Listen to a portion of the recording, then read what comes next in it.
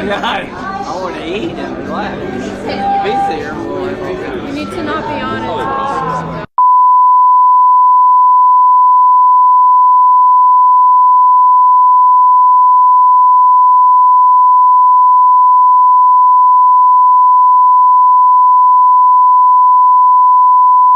Pepperoni.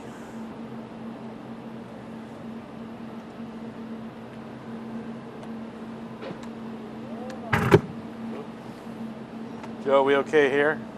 Yeah, you're good.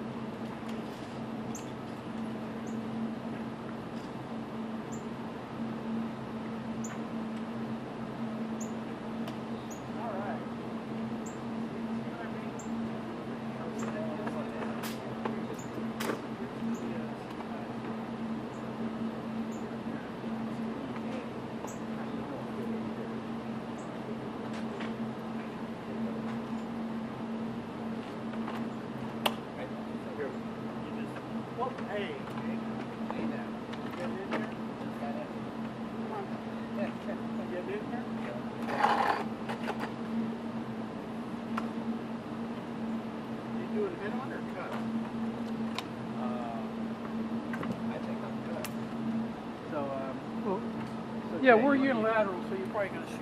Oh, that way? Well, no. Whoever's asking the question, of course, fine. So, hey, Manel, where would you want her to stand? Whoever it is, I don't know. Right there, it's fine. Here? Yeah. What about here? Hey, Hi. Are we expecting something? I'll move my stuff over here, just in case. what you said, yeah. To save the spot. Can I see you? Is there any issue? Like, No, not for me, no. driveway, you take care? No, I think you should be okay on this one. Just in case you say something. Give me like I'm blocking you out? Sure. Out the way.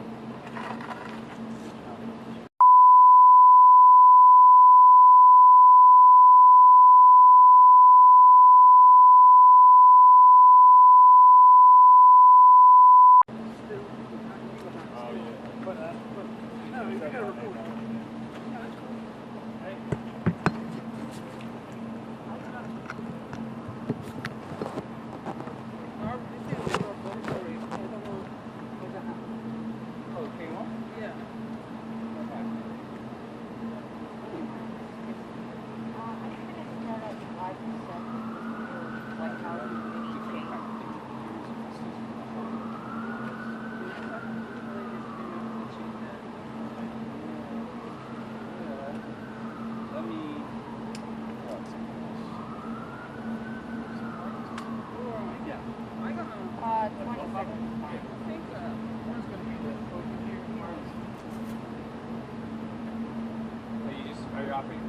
Should I put say just click on here and not worry about it? No, because I have to do this. Yeah. Okay. Let me. Or maybe I'll leave the.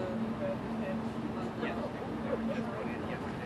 Okay. I'll come back. I was wondering if they were like, security said not here, then I can easily move to anywhere like a business. Yeah, it's kind of nice for you to be portable. Yeah, but then maybe I can. Do we know if we have a correspondent this year? Not here, but then maybe like I talked to the producer that the Mary might be here. A mayor.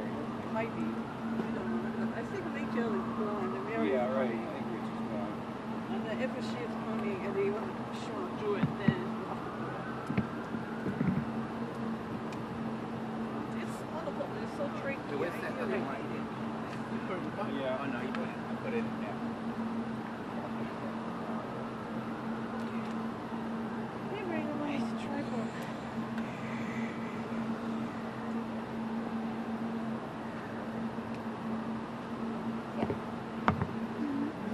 Okay. Right. And I'm gonna come down all You see a tone on it. All right. So we use it. Sorry.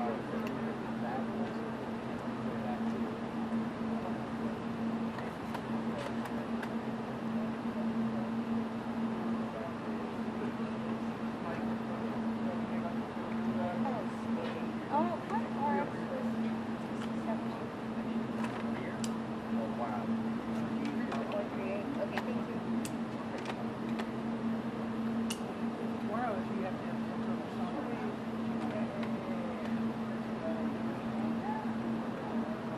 Now I don't need to touch that. Okay. If I'm not, I don't need to use the phone. Channel 1. Oh, I see. You got it.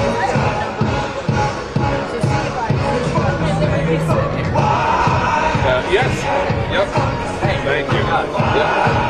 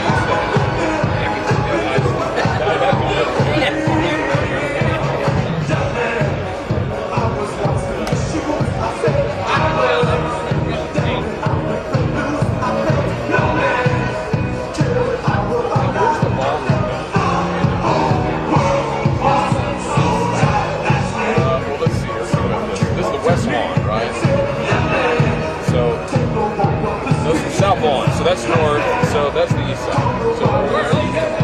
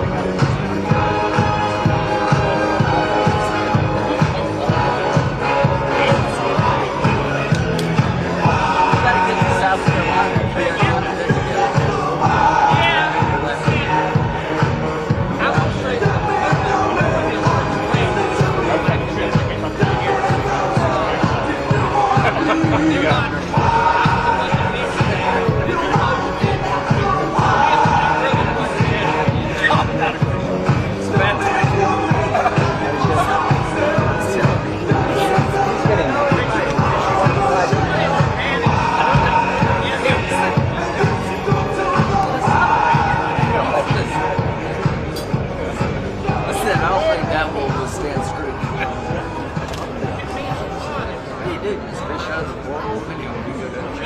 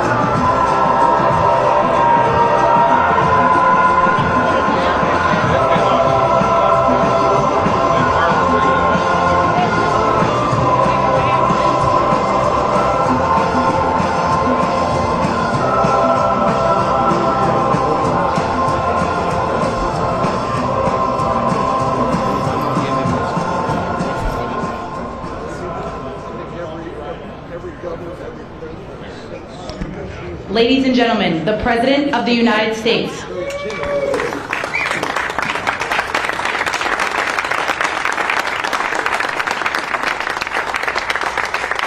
everybody. Thank you very much. Thank you. What a friendly group this is. No Democrats are here, right? Well, I want to thank everybody. This has been a labor of love. You know, we took over a building that was not properly taken care of. It just wasn't. It's a very special building, and we are taking care of it. This was grass, and when you have a news conference, and this was going on for many years, but everybody would just sink into the mud. It was extremely luxurious grass, especially when it was raining, because you'd go down about 5 inches into the mud. And when we had a press conference here, all the press standing back there, they'd be cursing me. The women would be lifting up their shoes, saying, "You've destroyed my shoes, this is terrible." So we got a stone that's the exact same stone and color as the White House itself, because we wanted the friendly feeling of that light color. And it reflects the sun, and it keeps you cool even in the summer. And we've had press conferences. We finished it about a month ago. This is, as you see over here, the Presidential Walk of Fame. And we had this long wall with half windows, because that used to be a swimming pool on the other side of the wall. That was the swimming pool where Jackie would say, "I hear women inside." Are women inside? Quite famous. I'm not saying anything. This was a part of a movie. And the Secret Service said, "No, ma'am. There's no women inside, ma'am. I'm sorry, ma'am. You're going to have to move along." "But I hear women inside." "No, ma'am. You'll have to move along, ma'am." So that was the famous swimming pool. Now it's even worse. It's for the media.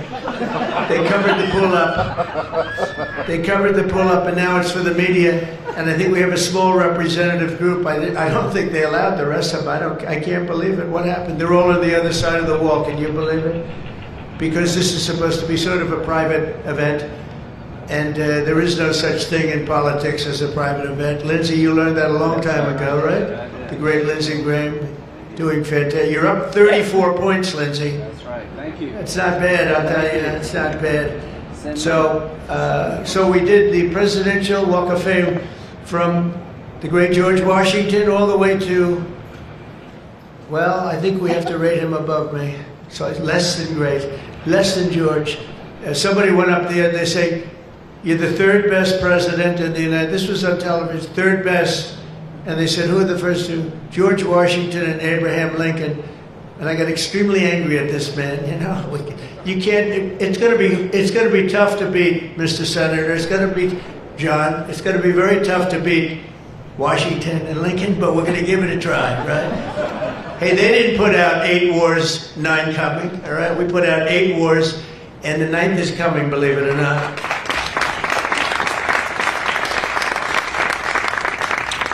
So I just want to say it's great to be with you. And when we're finished, later on, we're going to have a little quick lunch, and they do great food at the White House.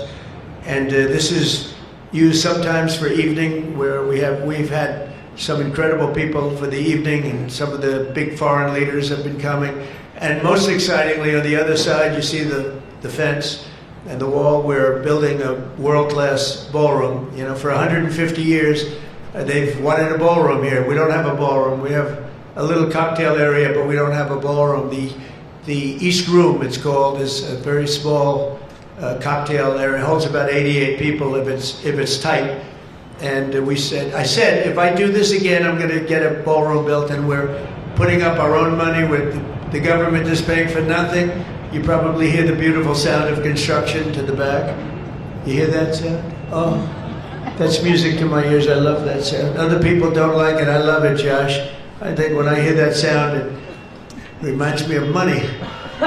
In this case, it reminds me of lack of money, because I'm paying for it, so it's the opposite.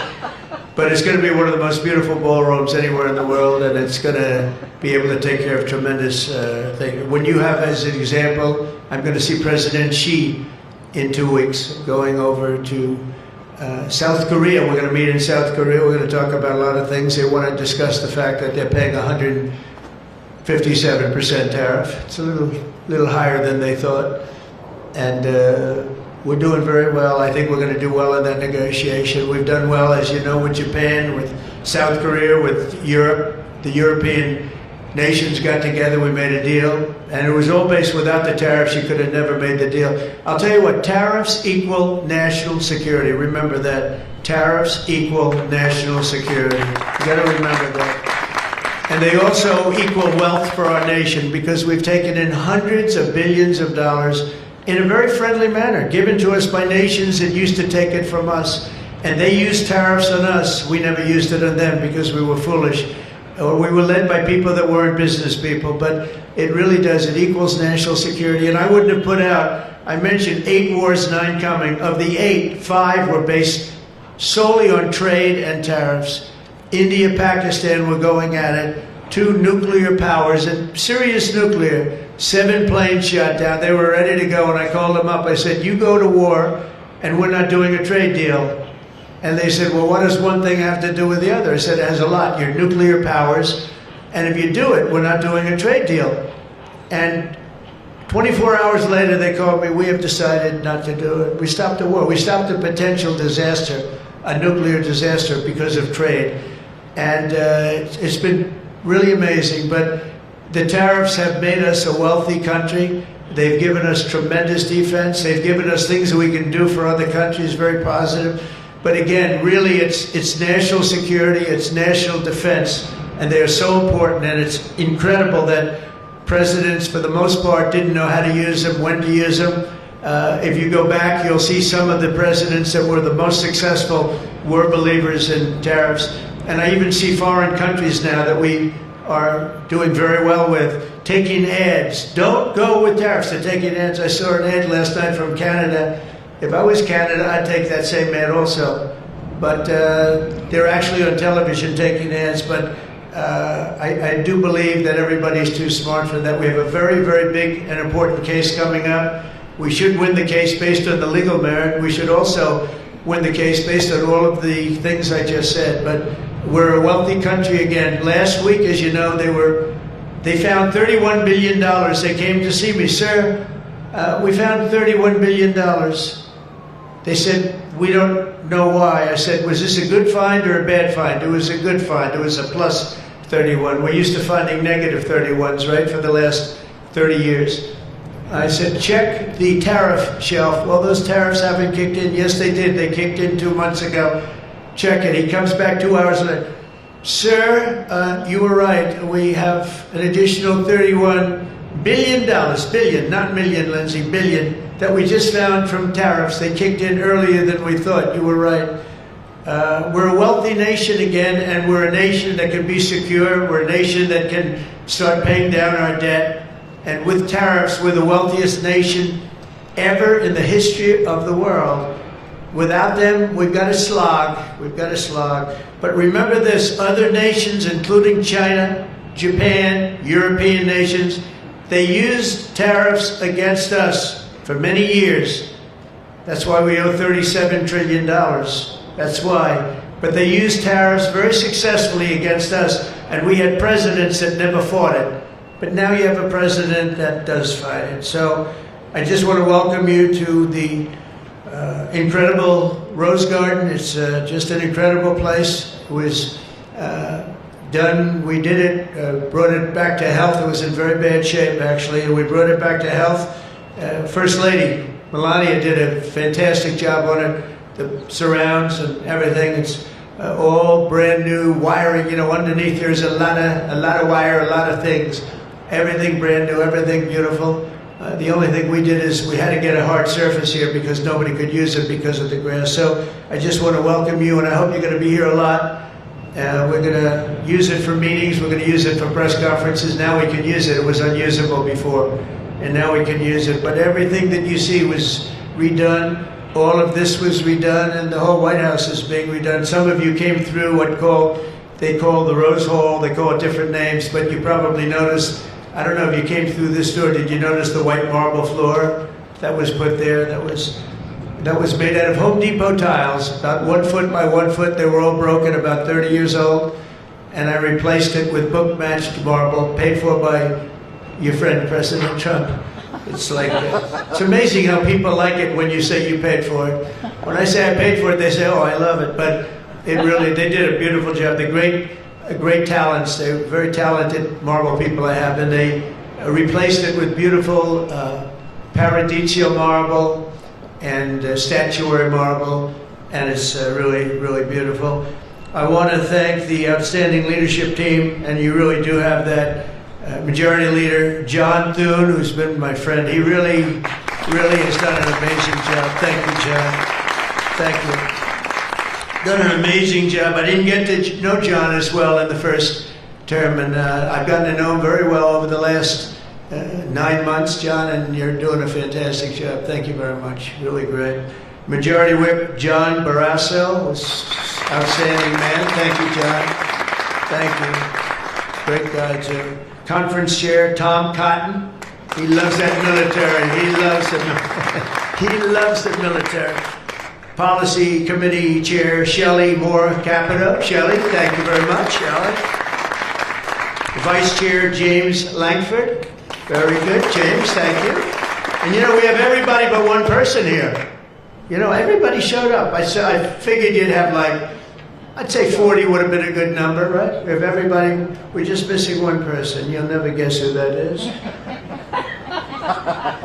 Let me give you, he automatically votes no on everything. He thinks it's good politics. It's really not good politics. He's an automatic no. But I don't know. Look, if he wanted to come, I'd probably let him come, right? I'd let him come. Begrudgingly, but would let him come. And National Republican Senatorial Committee Chair, an unbelievable guy, Tim Scott. You know, Tim, I shouldn't say it because it's so, I don't know if it's going to go. But Tim ran, and he was very effective and very good, but he was on the debate stage and everything else, he was good just because he's good. But he wasn't as good as they thought he was. And when he got out of the race, he endorsed me almost immediately. And I used him as a surrogate. And I wasn't sure if I should because, you know, sometimes I want a total lunatic to get up and fight for me. And Tim is a really good person. So I wasn't sure. And I put him on the stage, and he ripped the heart out of everybody. He was so brutal. He was so unbelievable. It turned out to be absolutely one of my best surrogates, and it includes a lot of you people that were here. You were all surrogates. But Tim ripped these people apart. And after watching 2 or 3 times, then I wanted him all the time, right, Susie? I said, I want Tim Scott, get up there. But he was so good, and I said to him, Tim, when you fought for yourself, you were much different. When you fought for me, you were a tiger. You were like unstoppable. You were, really was. You all saw that. What's the difference? He said, I've never liked selling myself, and I love selling somebody that I really do believe in. I really believe in you, and I just felt that way. And it was so nice the way he expressed it. And I want to tell you, you are a champion. You are a winner, and congratulations. Thank you very much. I never love telling that story because I'm not sure if it's a good or a bad story, but I'm telling you, you are an amazing guy and you fought for me so hard and I really appreciate it. You got to be my #1 choice, Tim. So something happened. I appreciate it. And you're doing great doing what you're doing right now. I also want to thank the entire Senate Republican Conference for your tremendous work on confirmations. Boy, did we have a couple of weeks, huh? We had some, I signed like 150 of them, and I didn't use an auto pen, by the way. I signed. You know, when you're signing these important, like a general getting approved from 3-star to 4-star and all of these different things and big confirmations and, you know, big stuff, you really have an obligation to actually sign it, I think. You probably noticed right there, number 46, we put up, right? We put up a little bit of an auto pen. We have 46, we have 45, we have 47. It's very interesting. You have 46 as an auto pen. It's up there. It stays up there. People like it. It's probably going to stay up there for a long time. And I know you're looking into that. And by the way, the auto pen person said he never spoke to Biden. He worked the auto pen. You're not allowed to do that. So if you're looking at anything, just remember it. And remember, they treated us very badly. They treated us very, very badly, so I think you're allowed to just report the truth, including the confirming of my cabinet much faster than first time. I mean, we went so fast, and I give John Thune and all of you credit for that. It was amazing. All of a sudden, I was calling John, I've got to get him approved. come on, John, because I was getting like one every 2 weeks. And I had people, they left their job and they left everything and it looked like they were, all of a sudden, it was like an avalanche. They walked in, James and James, my double James, I call them. They walk in and they had like so many of them. I said, you gotta be kidding. Is this like, are you for real, right, James? John Thune did his job and you got them all done and you have all those people out there working now and instead of being very upset with the fact that we couldn't get them approved quickly. So I really appreciate it. You used a method that I wish you could use U.S. attorneys. I have 10 U.S. attorneys who are phenomenal. A Harvard, a Yale, a this, a that, all top. And the problem is they're not gonna ever be confirmed, I guess. I put them in, they'll be there for 3 or 4 months, whatever, and then they have to leave. Because anytime you have, as you know, anytime you have a Democrat senator, not even 2, just 1, they'll say because of the time we're in, we're not approving that person. We're not approving, they never do. They won't approve.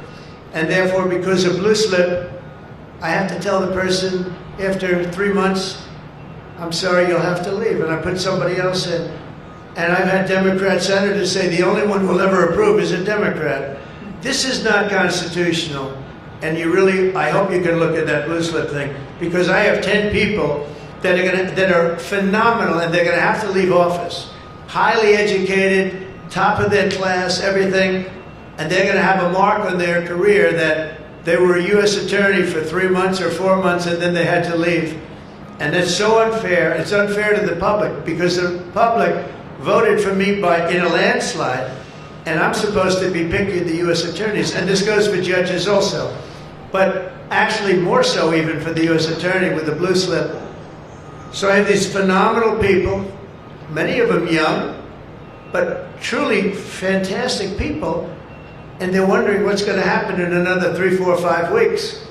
They're going to have to leave office. I think it's a shame, and I hope you can do something about it, because I'd like to tell those people, we put you there, and you're not going to have on your resume for the rest of your life, you were there for 4 weeks or 6 weeks, and you left like you got canned. So I hope you look at that. Very important. And after your pivotal changes to the Senate rules last month, as a result, this is what you did, the unprecedented obstruction by the Democrats. We've confirmed more than 175 public servants, people that are phenomenal, to keep posts. And that's just been over the last couple of weeks. It's an unbelievable thing what you've done, John, all of you together. So working closely with me and House Majority, the Republican Senate also gave us the largest working class tax cut in American history. And you passed the Lincoln-Riley Act to throw illegal alien criminals out of our country. You passed the Genius Act and the Take It Down Act with the support of our wonderful First Lady. By the way, she got actual support from the other side. It was bipartisan.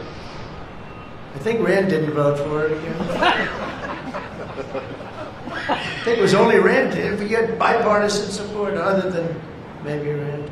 But another one I'm going to ask you to vote for, and it's in the House now, and I hear it's doing well in the House, James. It's case law. A young lady named Kate Steinle, I remember it so well, probably 8 or 10 years ago now, in San Francisco. She was holding hands with her father on the San Francisco pier, looking out into the water. It was beautiful, everything was beautiful, but the person wasn't beautiful that did this. And this was an illegal alien that came into our country 5 times, was thrown out 4 or 5 times, I don't even know, but a lot, and came back and shot her through the head. And she went down and she looked at her father, Daddy, Daddy, something happened, and she immediately passed away in his arm.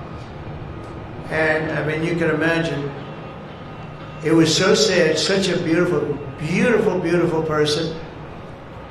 Father was destroyed, virtually destroyed. And they passed they wanted to pass what they call case law, and it's now again in Congress, and I hear we're going to get it passed in Congress, and when it gets up to the Senate, I hope you guys can pass it. And basically, very simply, it says that if you're an illegal alien and you come in and you get thrown out, if you come back and get caught, you have to spend 10 years in jail. Very simple. Very simple. If they would have had that, Kate Steinle would be alive today. That was a big event at the time. If you remember Bill O'Reilly, for those of you that like Bill, I think I like Bill, but he was the one, he devoted his life to that law, trying to get it passed. I think it's time that we pass it, so that if you get taken out of the country and you come back illegally, knowing that this law is in existence, you go to jail for a 10-year period, and it's going to keep the repeat offenders from coming in. It's going to really keep them from coming in. Senate Republicans have already voted 11 times to get our government back and open for business. We have record business.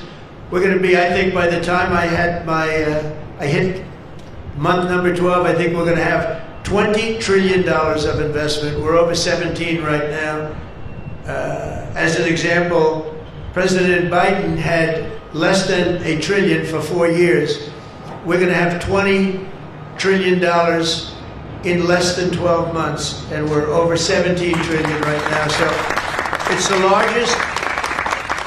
the largest amount in our country by far, by many times. That's in our country. But here's the one. It's the largest amount in the history of the world. There's never been a country that's had anywhere near 17, or it will be 20, and it's going up fast. A lot of it's because of tariffs, because they're coming in because they don't want to pay tariffs. In other words, they make their product in a certain country and they used to just send it in here and there was no charge, absolutely. Now, if they have to pay a 20%, 30%, 50%, 100%, or 2% tariff, they say, well, it's better if I build my plant in the United States. It always amazed me I did this first term. We had the greatest economy in the history of our country in first term. We had COVID, and we did a good job with that. That was a curse for every country in the world. It was terrible. But we had the greatest economy we ever had. But if you remember, I started the tariffs, but I held it off because it wouldn't have exactly been good at the time to tell France, you know what they were going through, you know what Spain was going through and Italy was going through. That, by the way, we're going to charge you tariffs. But I had started the process. We were going, the country was doing good. And I took in hundreds of billions of dollars from China. I put the full tariffs on China. Biden left the tariffs because he couldn't, it was too much money, but they gave so many exceptions that they were essentially meaningless. In other words, here's the tariffs, but you don't have to pay if you look at somebody the wrong way. You don't have to pay. So they didn't pay very much. But with me, they were paying hundreds of billions of dollars. And again, I have a great relationship with President Xi. I expect to be able to make a good deal with him. And I want him to make a good deal for China. But it's got to be fair. For years, they were making $500, $600, $700 billion. $700 billion, and we'd be making nothing. It was a one-sided, we built their military. We built China's military with the money that we lost for so many years getting ripped off. So now we're going to have a fair deal, and I think we're going to have a very successful meeting. Certainly there are a lot of people that are waiting for it. Maybe it won't happen. Maybe it won't happen. Things can happen where, for instance, maybe somebody will say, I don't want to meet, it's too nasty. But it's really not nasty, it's just business, and we're gonna do a good job representing you people and representing the people of our country. Unfortunately, in a craven and pointless act of partisan spite, Chuck Schumer, who I've known for a long time, and the radical left Democrats are holding the entire federal government hostage to appease the extremists in their party. And they are extreme. I mean, I've never seen anything like it. They're extreme, and you know what? We had a landslide election. We won the popular vote by a lot. We won the swing states, all 7. Remember, they said, oh, if Trump could get 3 swing states, he'd be... And, well, I didn't get 3, I got 7. We got all 7 by a lot, by record numbers. We won the Electoral College, 312 votes. They said, it's very hard for a Republican. It's harder for a Republican. Although now I think we've swapped it. I think it's now harder for a Democrat. Because if you see what we've done with the Hispanics, with the black workers and black men, and recently a poll came out with black men and women were doing so well. You know, they want security. They don't want to have their city destroyed. Women in Chicago, beautiful black women walking around with red MAGA hats because they don't want to be mugged and shot and everything else. And then you see a Democrat get up and tell you how safe it is in Chicago. You know, they've had, in a fairly short period of time, 4,000 murders. This is over a short period of time. 4,000 murders. And they had a holiday where they had 28 people killed and almost 100 shot. And then you listen to this guy Pritzker. I've known the family for a long time. They threw him out because he was no good, and he became governor. He's got money through the family. He didn't make. He got money through the family, but they threw him out. He became governor. I said, I wonder how he's going to do. It's a crime palace. It's a shame. And you know what we did in D.C. is unbelievable. You people. You can walk down the middle of the street, Mr. Senator. You can walk down. You can have your wife meet you at the restaurant, and she's not going to be accosted, shot, beat up, raped. It's unbelievable how bad it was. It was one of the worst in the country, and now it's stone cold. I don't say the word perfect, but it's pretty damn close. And you know, they would average more than a murder a week in Washington, D.C. This is just before we got here, a murder a week. Think of that. The capital of, in my opinion, the capital of the world. They come from Iowa, they come from Indiana, they come from Florida. You call up the parents, I'm sorry, sir, your son has been shot and killed. We have no crime here now. We have no crime. And the National Guard has been unbelievable, the job. Unbelievable. And you know, it also looks better. I do a tour, I hop in that beast. I feel very safe in the beast. The windows are this thick. But I hop in the beast and I tell the Secret Service, let's drive around town. I used to do that myself. I could drive myself around. I actually like that better. But now I don't think it's a good idea. But we drive around in the streets. The place is looking much, the grass is good, the fences are down, there's no tents, there's no anything. We are looking like it's just a whole new look, and the most important thing, there's no crime. And we're going to fix the roads. We have great pavers. We're going to fix the medians in between the roads, which are half of them are falling down. We're going to take some of the tiles off the bridges, the tunnels that you have. They've been up for 40 years. They're rotted. And we'll put up brand new, gorgeous white tiles like it's supposed to be. But this place is looking really good, and we haven't even started the real fixing up of the town. We're getting rid of the graffiti. You notice there's almost no graffiti anymore. A lot of that beautiful statuary marble and red graffiti all over it had bad signs up, and it stopped. We've taken out 1,700 career criminals and people that came in through an open border. They came in through Biden's open border, and we've taken them out. The thing having to do with all of the elements in the great big beautiful bill, I'll tell you, it's amazing what we've done. $200 billion in costs for medical. What we've done, $50 billion for rural hospitals. And remember, no tax on tips, no tax on Social Security, no tax on, think of all of these things that we've done. This is the biggest, this is the greatest bill. Social Security, no tax on overtime. But no tax on tips. I got that from a waitress in Nevada. I was making a speech, and I'm at one of my restaurants in the hotel I own there. I say, how are you doing? Well, sir, it's terrible. They're taxing my tips. They're going, I wouldn't have even thought that. And I looked at it, and she said to me, sir, there should be no tax on tips.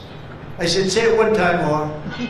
No tax on tips. I walked outside to the press. I said, there will be no tax on tips. She was right. And we won that state by a lot. That's not a state that we win by that much, David, but we won it by a lot. So it was pretty good. But that bill is chock full of so many different things. So it was the biggest bill. I'm actually saying this to the fake news so that they maybe print it, but maybe not, because you people know. It was the biggest bill ever passed in Congress. And what we did was a little risky. We put everything into the bill, John, right? And some people were against it. They said, no, you got to do small bites. And we gave it a shot, and we got it passed. I got a call from John. He said, it was 3 o'clock in the morning, sir, we have 4 hard no's. could you please call him? I said, what time is it, John? It's 4 o'clock in the morning, sir. So I call up. One of you is sitting right here. I said, Jim, could I say hello to you? It's 4 o'clock in the morning, right? He said, sir, you have my vote. And I said, wow. Then I called up another person. I'll use fictitious names. Doug, could I get your vote? You've got it, sir. Then I called up another one. How about Josh? Can I have your vote, Josh? Because I like Josh. And Josh, who can be very difficult, said, sir, you have my vote. His wife was screaming at him on the other side. Sir, you have my vote. But I called people, and they weren't really hard-nosed. They wanted a little attention, unfortunately, at 4 in the morning. Sometimes I like the ones that don't like the attention, but we'll take it anywhere we can. And we got it passed, right, John? And nobody thought that could happen, because you have a small majority. And how about in the House, we had a majority of 3. We actually went down after that for a period of about 2 months. We went down to a majority in the House of 1. And I kept saying, you know, because I tell you, Mike Johnson's great. The team, these 2 teams, did you ever see 2 people more different? One's tall, one's slightly less tall. You want to be like, they are very different people, but they're the same in terms of talent. They did it, the 2 guys, and they get along incredibly well. We all do. We get along great. But we passed a bill. We don't need to pass any more bills. We got everything in that bill. There's nothing else we have to put. We got the largest tax cuts in history. We got the extension of the Trump tax cuts. We got all of these things. And, you know, remember, they lie. They will look at I saw it the other day, they were talking about, I call it the great big beautiful bill, but that's what it is, the great big beautiful, the biggest bill ever passed. And what they say, they make up stories. And I saw they were interviewing a senator, and they said, well, what's wrong with their bill? He didn't know what to say, because there's nothing he could say. It covers everything. He said, death, death.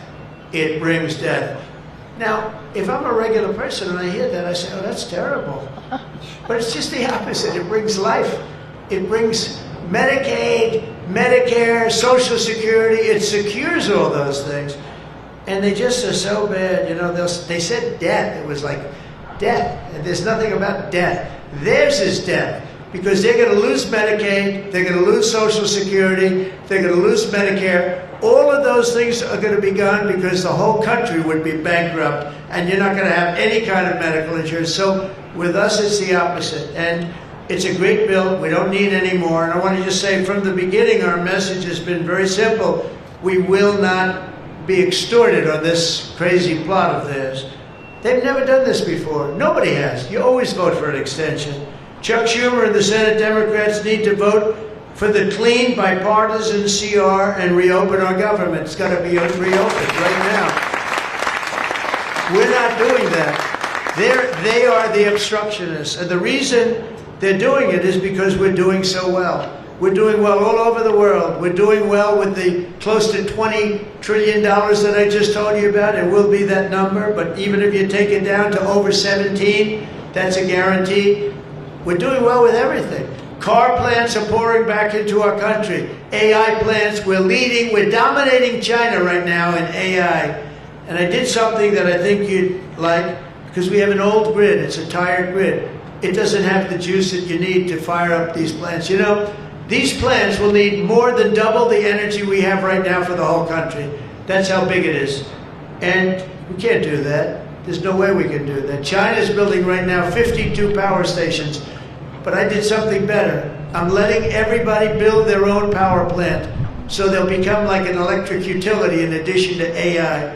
But if they want to build their own plant, and we get their approvals within less than a month, it used to take 5 years prior to rejection.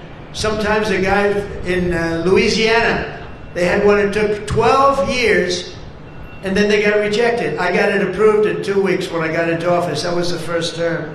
And the plant is up now, and it's been a great thing for the state. I did it twice, actually. I got 2 of them that were dead after 12 years, and I got them approved, both of them, in less than a week.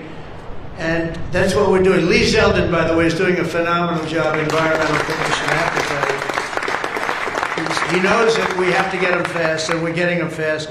So we're leading China in the AI race by a lot. Under Biden, Democrats voted 13 times for continuing resolutions to keep the government open. And all we want is simply to ask them to do it once again. They always voted for it. They never voted against it. Nobody votes against it. But they do that, and they do. It's partially my fault. I mean, I'm watching you, and I'm looking at all these great faces that I've seen. Really great people. I think with few exceptions, a couple of you I don't like that much, but with few exceptions, great people. And you look at what they do, and you look at the game they play, and it's a horrible game. And, you know, we have the hottest country ever. This is the hottest country anywhere in the world. And I say this, I'm sure you've heard me say it, but I was over in the Middle East, and the King of Saudi Arabia and others also said essentially the same thing. They said, you know, President, a year and a half ago, your country was dead. We never thought we'd see this. And right now, you have the hottest country anywhere in the world. We do. We have the hottest country anywhere in the world, which tells you about leadership, and that includes your leadership. So as you know, my door is always open to anyone. It's not like that AOC, how about her, where she said, she's talking about having rebellions and everything. She said, well, my door is always open. But she's not the leader. I'm sure the leaders felt very nicely about when she said her door is open. Who the hell wants to go into her door anyway? She doesn't know what the hell she's talking about. She's the one that started. You know, I remember, I'll never forget, she never took a course on the environment. And I watched her one day, and she was on television, and said, yes, our planet will be dead within 12 years. That was a long time ago. Our planet was supposed to be dead. Remember the 12-year theory? We were environmentally dead. Now, these people, they've got an agenda that nobody quite understands. The good news is they don't understand it either. They really have no idea. But the people do. The people understand. We're giving you the biggest tax cuts in history. All of these things, it all adds up that we should do fantastically well in the midterm. The only thing wrong with the midterms is that statistically, when you look, a president gets elected, and for some reason, and nobody, even the great John Thune, cannot explain to me, for some reason, even if he's a reasonably good president, and we've had success like nobody, but for some reason, you lose the midterms. I don't know why. I mean, the odds are tremendously against, like 92% or something. It doesn't make sense. If you have a great presidency, it only makes sense that you win the midterm. So there should be no reason for it. Somebody's going to explain there might be some dark, deep psychological reason where they want to vote the opposite way. I don't know what it is, but we have to win the midterms. Otherwise, all of the things that we've done, so many of them are going to be taken away by the radical left lunatics. I mean, we're going to end up with a communist mayor in New York. Can you believe it? A communist. Remember, I would always say, we will not have a socialist elected in our country. Remember, I'd say that all the time. And I was right. We skipped socialists. We got a communist elected. So I didn't tell a lie. I didn't tell a lie. I was right. We'll have a communist, not a socialist.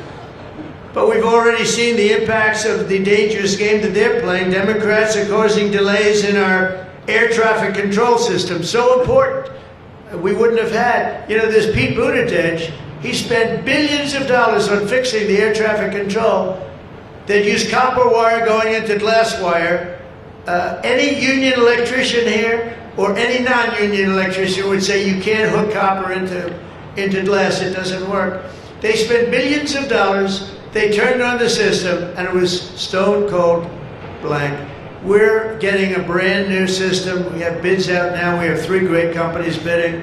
And I want one bid. Sean Duffy's doing terrifically. I want one bid. I want just bid, and they're responsible for everything. Not we had. They had like 1,000 contractors. Every contractor, they're all running around. In the end, if one of them does a bad job, we want to be able to blame somebody, and it's going to be one of the very big companies because there's a lot of interest in it. So the air traffic control system is going to be rebuilt. Over 1 million federal workers right now, as you know, are going unpaid. That's the Democrats' fault. And children, tourists, unable to visit the museums in Washington, D.C., that we now have beautiful, safe streets, but we don't have the museums open. We should probably just open them. But we are doing things that nobody's ever done, nobody's ever seen. So all of this and the pain that the Democrats have caused during this reckless and completely unnecessary affair, and you can call it the Schumer shutdown or the Democrat shutdown. You can call it whatever you want. And I will say this, that we have Darth Vader. You know Darth Vader, right? Darth Vader is a man who, I think he's sitting right. Is that Darth? Stand up, please, Darth Vader. Stand up. Does everybody know? They call him Darth Vader. I call him a fine man. But he's cutting Democrat priorities, and they're never going to get him back. And they've caused us, and they've really allowed us to do it. And by the way, thank you. You're doing a great job, I have to tell you. So, really a great job. Because many of the things that they're cutting, like the New York project, $20 billion we're cutting it, they're not going to get it back. I mean, they're not going to get a lot of things back. They may not get it back. Maybe we'll talk to them about it. But they're losing all the things that they wanted. But many of the things that they wanted are things that we don't want. The things that are just so bad for our country. And we're cutting those things out. So while they thought they were doing maybe bad, maybe indirectly they're doing good. The cynical comment that they've made all over the place, and all of their cynical remarks proves beyond all doubt that Schumer is a calculating political partisan, but we knew that.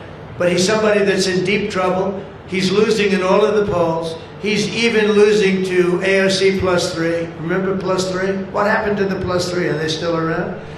I had one, when I was at the United Nations, I met the president of Somalia. And I said, I have somebody I'd like to give back to you. He said, no thanks, we don't want her. He didn't want anything to do with her. But today I'm calling on every Senate Democrat to stop the madness, to let our country get back in the greatest moment in the history of our country in terms of wealth, in terms of job creation, and in terms of investment coming in. These guys go on strike. It's really a shame. So I'm asking them to be smart. It's not working. They're getting killed in the polls. The public understands what they're doing. They're doing the wrong thing. And with that, I just want to say welcome to the White House. When we're finished, they do a great job. When they're finished, we're going to all come in. It'll be a little crowded, but that's okay. To the Oval Office, we'll talk a little bit, a couple of minutes. Got some interesting things. And I think I'd like to have, if I could, John, come up and say a few words, and we can close it out. And by the way, this is an open mic. It's open to the world. I think they can hear me out on the street. If anybody wants to come up and say after John, say we're all friends, and you can speak your heart out. But we've got to get our government open, and the Democrats are trying to keep it closed. Thank you. John, please. Well, Mr. President, thank you for having us. This is the 4th week of the Democrat shutdown, but we are all here today because your Republican team in the Senate is unified. This is now the longest full shutdown in history, but everybody here has voted now 11 different times to open up the government, and we are going to keep voting to open up the government, and eventually the Democrats, hopefully sooner or later, are going to come around. But Mr. President, your agenda is the right one for this country. This is your team. We are your partners in achieving and implementing the agenda that you campaigned on and the American people voted for. And you just mentioned it has been a series of promises made and promises kept, whether it's national security, whether it's the border, whether it's the economy, taxes, regulations, energy, Trump newborn accounts, school choice. You look at what we've accomplished so far. It is a remarkable, remarkable team and a record of accomplishment that can't be matched. And I would argue, at least in my time here, but perhaps in all of history. So thank you for your leadership, and we will continue to be good partners and work with you to get the work done for the American people. And let's hope that the Democrats get wise, and starting perhaps even today, vote to reopen the government so we can get back to work for the American people. Mr. President, thank you for having us at your home. You have beautiful homes, and thank you for everything you're doing to make this such a beautiful place. This is America's house. We're delighted to be here. Thank you.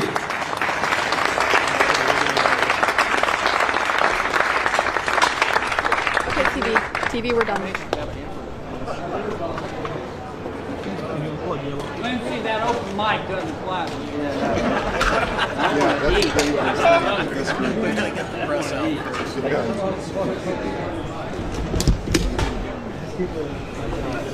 Well, great. I'm meeting with the Vice Premier.